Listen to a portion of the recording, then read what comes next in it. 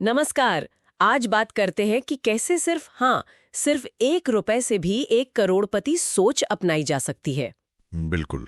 हमारे पास करोड़पति सोच 1 रुपए से धन निर्माण नाम के स्रोत से कुछ दिलचस्प बातें हैं।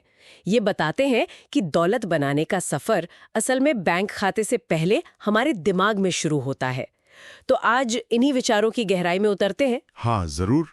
सबसे पहले ये समझना होगा कि सफल लोग अक्सर कुछ खास तरह के मानसिक मॉडल इस्तेमाल करते हैं। स्रोत में 4 प्रमुख मॉडलों का जिक्र है।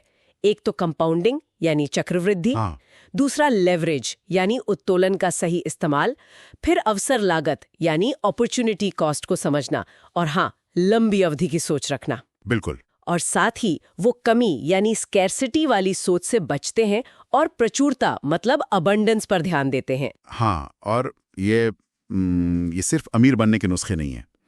ये दुनिया को देखने और अपने रोजमर्रा के फैसले लेने के तरीके हैं बेसिकली। अच्छा। जैसे कंपाउंडिंग या चक्रवृद्धि, हाँ। इसका सीधा मतलब है कि मुनाफे को लगातार फिर से निवेश करते जाना, अच्छा। चाहे शुरुआत कितनी ही छोटी क्यों ना हो। हाँ। स्रोत इस बात पर जोर देता है कि समय के साथ ये छोटी रकम भी मतलब काफी बढ़ सकती है। हाँ, क्योंकि मुनाफे पर मुनाफा बनता है। बिल्कुल वही। हाँ। ये धैर्य और नजरिए का खेल है। और दूसरा मॉडल आपने बताया लेवरेज या उत्तोलन, ये थोड़ा कम सुनने में आता है। ठीक है। स्रोत इसे कैसे समझाता है? हाँ, लेवरेज। हाँ। देखिए, इसका मतलब है अपने लक्ष्य तक तेजी से पहुंचने के लिए दूसरों के संसाधनों का या उनके समय का या पैसे का चतुराई से इस्तेमाल करना। अच्छा। जैसे सोचिए, अकेले सब कुछ करने की बजाय क्या आप किसी और की एक्सपर्टीज का इस्तेमाल कर सकते हैं, या बैंक के लोन का, वो भी एक तरह का फाइनेंशियल लेवरेज ही है। तो क्या इनका इस्तेमाल करके बड़ा परिणाम हासिल किया जा सकता है? करोड़पति सोच वाले लोग हमेशा ऐसे मौके ढूंढते हैं। हाँ, जहाँ कम मेहनत से ज्यादा मिले। बिल्कुल, कम व्यक्तिगत प्रयास से ज्यादा हासिल करना। ये दिलचस्प है। और अवसर लागत, अपॉर्चुनिटी कॉस्ट, इसका मतलब तो यही हुआ ना कि जब हम एक चीज चुनते हैं तो दूसरी छोड़ देते हैं, वो मौका चूक जाते हैं। बिल्कुल। पर यह सोच सिर्फ बड़े फैसलों तक ही नहीं है।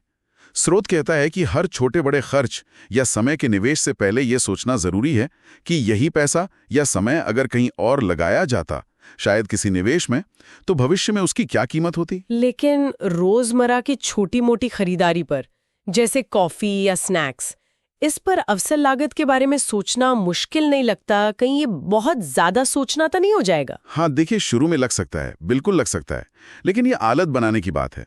ये ज्यादा सोचने के बारे में नहीं, बल्कि जागरूक मतलब अवेयर होने के बारे में है। अच्छा। मान लीजिए आप रोज 100 रुपए की कॉफी पीते हैं। हाँ। महीने का हुआ 3000 रुपए। हाँ। साल का 36,000 रुपए। अब अगर इसे किसी ठीक ठाक, मान लीजिए 10 या 12% रिटर्न देने वाले निवेश में डाला जाए, तो 10-20 साल में ये छोटी सी रकम भी काफी बड़ी बन सकती है। ओह हाँ, ये तो सोचा ही नहीं। ये बस एक उदाहरण है कि कैसे छोटे विकल्प भी लंबी अवधि में बड़ा असर डाल सकते हैं।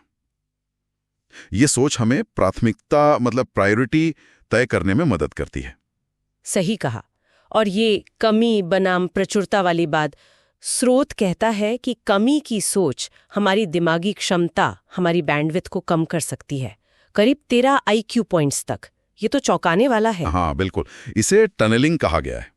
जब हम पैसे की कमी या किसी ऐसी ही तात्कालिक समस्या से जूझ रहे होते हैं, तो हमारा सारा ध्यान उसी एक सुरंग में फंस जाता है। हाँ। हम दूर की नहीं सोच पाते, बड़े अवसर नहीं देख पाते। मतलब बस उसी प्रॉब्लम पे फोकस रह जाता है। एग्जैक्टली। इसके उलट प्रचुरता की सोच यानी अबंडेंस माइंडसेट, ये इस विश्वास पर टिकी है कि संसाधन सीमित नहीं है, उन्हें बनाया जा सकता है, मौके खोजे जा सकते हैं। तो अगर सैलरीज वक्त से पहले खत्म हो जाए तो कमी वाला सोचेगा अब कुछ नहीं हो सकता, खर्च बंद करो। हाँ। जबकि प्रचुरता वाला सोचेगा मैं और कैसे कमा सकता हूँ, या इस स्थिति से क्या सीखा जा सकता है ना? बिल्कुल। प्रचुरता की सोच वाला व्यक्ति समाधान ढूंढने पर फोकस करेगा। वो अपनी स्किल्स, अपना नेटवर्क या अपनी क्रिएटिविटी का इस्तेमाल करके आय के नए रास्ते बनाने की कोशिश करेगा। हाँ। और ये सोच सिर्फ पैसे तक ही नहीं है, ये जीवन के हर पहलू में लागू होती है। अच्छा। स्रोत में कुछ रोजमर्रा की आदतें भी बताई गई हैं जो इस सोच को मजबूत करती हैं। जैसे रोज कुछ नया सीखना, चाहे वो 15 मिनट ही क्यों ना हो। हाँ, बिल्कुल। नियमित व्यायाम करना, सुना है ये दिमागी स्पष्टता बढ़ाता है।